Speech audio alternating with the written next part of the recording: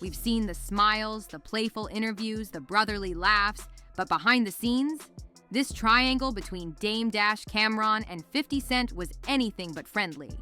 While the public thought it was unity and growth, these three were quietly trading shots and stacking receipts like poker chips. Cam'ron himself admitted that the friendship hit the point of no return. Meanwhile, Dame claims he literally watched 50 Cent smack Cam and couldn't shake the image. Somewhere between "let's work together" and "don't play with me," things spiraled into something way deeper than business. See, on the surface, that work together challenge sounded positive, like a call for peace in hip-hop. But if you know how New York energy moves, you already know. When someone from Harlem says, "let's show the world that black men can work together," it's never just about teamwork. It's a chess move, not a handshake. It's about who's calling the shots, who's really the boss in the room. Dame's no fool. When he hears those words, he doesn't hear brotherhood, he hears hierarchy. That kind of tone doesn't say, "let's partner up." It says, "you work for me." And that's the part that rubbed him the wrong way. Because Dame Dash doesn't take orders, especially not from another alpha in the room. He's been the boss too long to play employee for the cameras. So while fans thought it was all love, Dame's mindset was totally different. He wasn't begging for forgiveness or attention. He was doing a value audit. He's breaking down who really brings what to the table. Loans versus leverage, money versus influence, creator versus middleman. Every time Dame talks numbers, he's not bragging. He's sending a message. I don't need your validation. You need mine.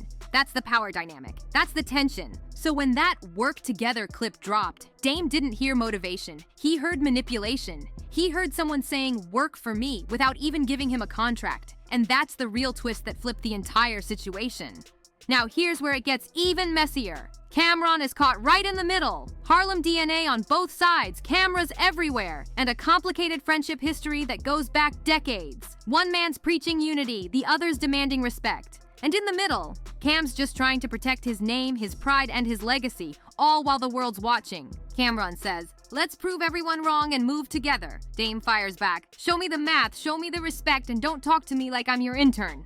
These aren't just disagreements. This is corporate warfare disguised as hip-hop peace talks. You don't need a diss track when the body language alone is screaming hostility. The real battle? It's between the chairman and the collaborator.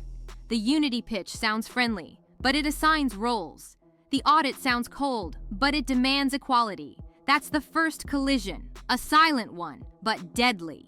They're not arguing about if they should work, they're arguing about whose terms define that work. Then came the second wall, Cam'ron's public line in the sand. Once he said, "live on camera," that the friendship had reached its breaking point. There was no coming back. No DM, no call, no secret meeting could fix it now. Once pride's on record, it's over. In this industry, you can survive lawsuits, street drama, even prison time. But you can't survive a hit to your public pride, because money can be remade, paperwork can be redone. But words, once said, they're permanent. Cam knew that. And when he told the world he was done negotiating the past, that was it. He wasn't just closing a chapter. He was flipping the whole book shut. And that move changed the tone completely. From that moment on, anyone trying to mediate looked desperate, and anyone pushing unity looked like they were ignoring Cam's boundary. It wasn't just friendship anymore. It was reputation, ego, and legacy all clashing in one giant Harlem storm. So when Dame heard "let's work together," he didn't hear peace, he heard control. And when Cam went public, he didn't hear reconciliation, he heard exposure. It's all about power now, and in this triangle, only one man's walking away without a bruise. Cam'ron's not just reacting, he's calculating every word like it's a chess move. Every line, every pause, every look, it all serves a purpose. He's not about to let Dame Dash rewrite his version of Harlem history. It is, but I feel like 50, Cam, me, if together we show that we could be beefing, pause, and they come together and maybe do a TV show together, something different, or a movie or something, just showing the world that we can work together, then we would prove everyone wrong. They love us tearing each other down, and I'm not doing that. And I apologize to my OGs for embarrassing them. But Because in Harlem, facts matter as much as reputation. And if you talk reckless or twist the truth, the streets don't respect that, no matter how loud your name rings. Cam knows that being emotional gets headlines, but being strategic gets control.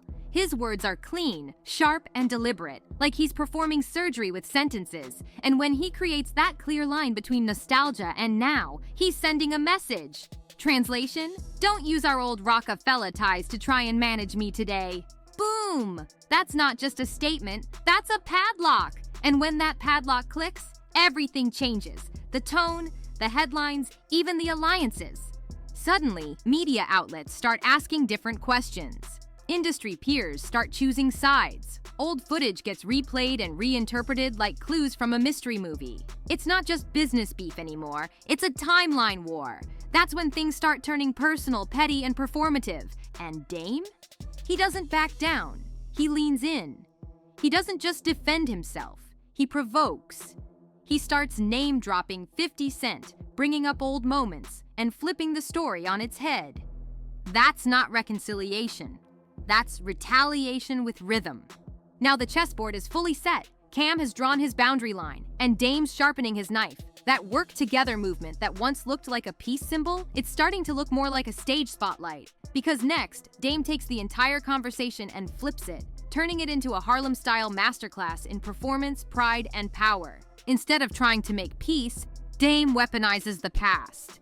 He drags 50 Cent's name into the mix, not just to stir the pot, but to make sure the whole city's watching. Because Harlem listens when 50's name comes up. Dame doesn't just talk, he reenacts moments. He reminds everyone of the time 50 supposedly smacked Cam on his hip, just to prove that he's holding the receipts.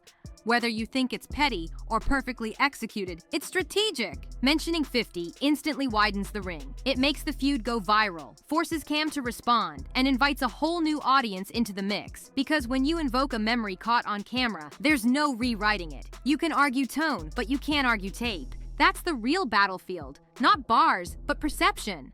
This isn't just two old friends disagreeing. This is a public ranking of who checks who in hip-hop. And in this game, whoever holds the more embarrassing story usually wins the moment, even if they lose the debate. Dame knows that better than anyone. He's been in too many boardrooms and barbershops to forget how one powerful visual can erase 1,000 polished explanations. So while Cam's drawing boundaries, Dame's painting billboards on those boundaries. He's making sure everyone sees where the line was drawn and who drew it first. But here's where it gets even deeper. When Dame starts talking about who he'll hang out with and who he won't, it's not jealousy, it's jurisdiction. He's setting territorial lines. Translation? If we're not aligned, I'm not sharing a stage, a camera, or a promo with you. That's Harlem etiquette mixed with Hollywood rules. The message is clear. This isn't about friendship. This is about cosigns. And you don't get mine unless I respect your moves. Now, when you add 50 Cent's name to that equation, a man who lives for competition, the heat doesn't cool down, it skyrockets. Suddenly, this isn't just about collaboration anymore. It's not, can black men work together? It's which black men, under whose authority, and on whose terms. That's when Dame makes his boldest pivot. He turns money talk into a moral argument. Because in this industry, nothing hits harder than calling out a fake scoreboard. In theory, money's supposed to end debates. But in hip-hop, it starts them. When Dame says, "A loan ain't the same as liquid wealth," he's not nitpicking, he's detonating a myth. He's exposing the illusion of power built on borrowed money. When headlines scream, $180 million deal, the fans see rich, but Dame sees leverage, terms, and ownership. And if you accept his framing, suddenly clout posts start looking like credit reports. The loudest flex turns into an audited receipt.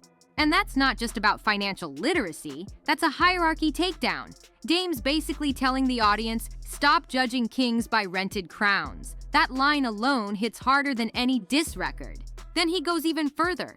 What does broke even mean, he asks, to a man who feeds his family, pays tuition, and owns his platform? It's a gut punch to the entire concept of hip-hop success. Because Dame isn't arguing feelings, he's arguing foundations. He's saying, I don't need to prove my worth through numbers you don't understand. I've already built what most people only pretend to own. That's not insecurity, that's legacy talk. And once you strip away the noise, you start to see what this feud really is. Not about beef, not about betrayal, but about who defines power in Harlem. Dame starts listing assets like he's reading off a trophy shelf. properties, businesses, investments, obligations, all the things he handles without asking anyone for permission. Suddenly, that broke label, it starts sounding like a lazy weapon, a cheap insult people throw when they can't win the argument. Because when someone can't match your moves, they'll try to shrink your image instead. Cam's power move is boundaries, saying, this is where you stop. Dame's power move is the balance sheet, saying, this is what I own. And when you put those together, a pattern starts forming right in front of you. See, unity sounds easy when everyone's saluting the same captain, but when people start redefining what value means, that's when the war starts. Dame's message couldn't be clearer.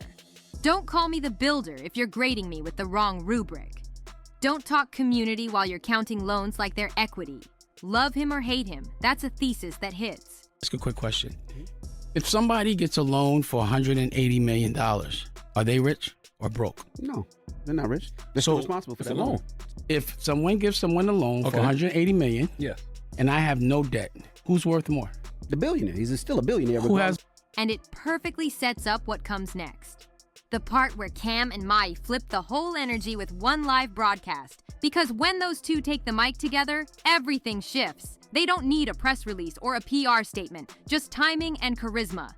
One eye roll from Cam, one slick comment from Mai, and the internet's tone flips instantly. Dame's heavy monologues turn into memes within minutes. And that's not luck. That's Harlem strategy. When comedians control the narrative, Ernest starts looking extra. The crowd doesn't follow logic. They follow the laugh track. But underneath those jokes lies pure calculation. Cam isn't laughing because it's funny. He's laughing because he's curating what parts of the past still matter. That's why his point of no return line stung so deep. It wasn't just about the fallout. It was a cultural command. Stop romanticizing the past. Start ranking it. Who's loyal, who's leverage, and who's just background noise. That's the real scorecard. Then Mai jumps in and co-signs the vibe, turning it into something even bigger. Cultural arbitration. Their set becomes Harlem's courtroom for memory. Sure, they'll let a little nostalgia in as evidence, but no one's walking out of there with a verdict that paints Cam as Dame's student or follower. That's power, using entertainment to control perception. Meanwhile, they keep 50 Cent's name orbiting just close enough to keep the audience hooked without letting him hijack the moment. They can jump from a 50 anecdote to a Dame quote to a Cam story in seconds. And somehow it all feels natural. That's narrative agility, and it's one of the biggest reasons Cam never looks defensive. He's not reacting, he's curating. He's setting the tempo while everyone else is still trying to find the beat. From this angle, that whole work together challenge starts looking completely different. What looked like a peace call now feels like a power test. Because partnership is only cool when both sides are standing on equal ground. And if the stage isn't level, Harlem won't cry about it. They'll clown it until everybody in the room sees the tilt. That's the Harlem way. When the power ain't fair, you turn it into a joke until it's obvious. Then, once the crowd's laughing, the point lands deeper than any argument could have.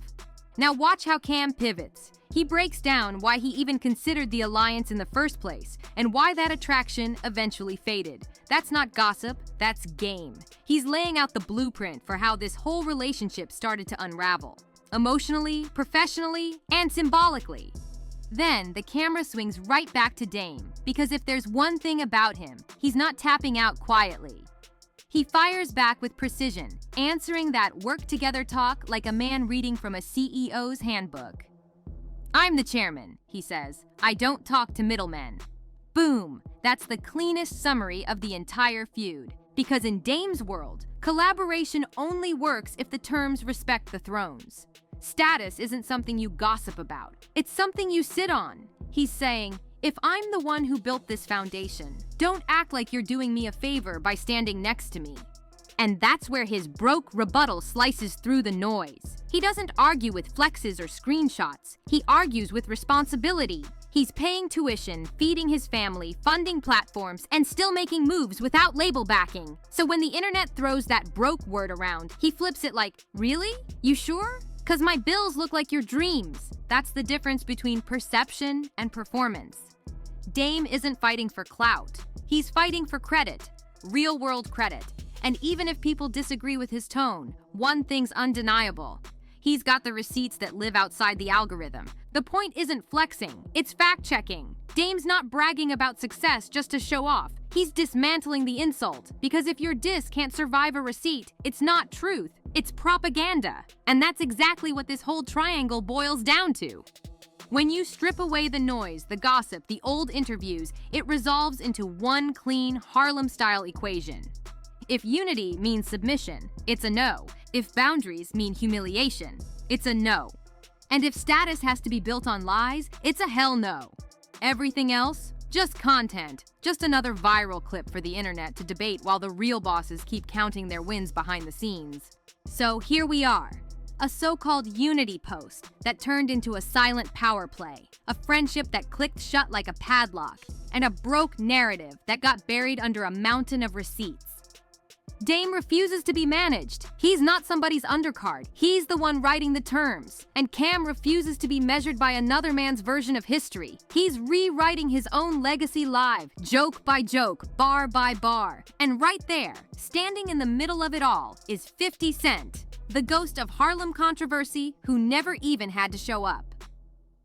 Because somehow, one story about a smack from years ago still has the power to move an entire room in 2025. That's how deep these stories go. They're not just moments, they're currency. So could they ever truly work together again? Maybe. But only if the definition of work changes. Not if it means one man gets to play chairman of the other's image. Not if the laughs are supposed to hide the scars, and definitely not if the scoreboard's written in loans and labels instead of ownership and respect. If peace ever comes, it won't be for cameras, clicks, or nostalgia. It'll be because the terms changed, because everyone finally learned that unity isn't real when pride is unpaid.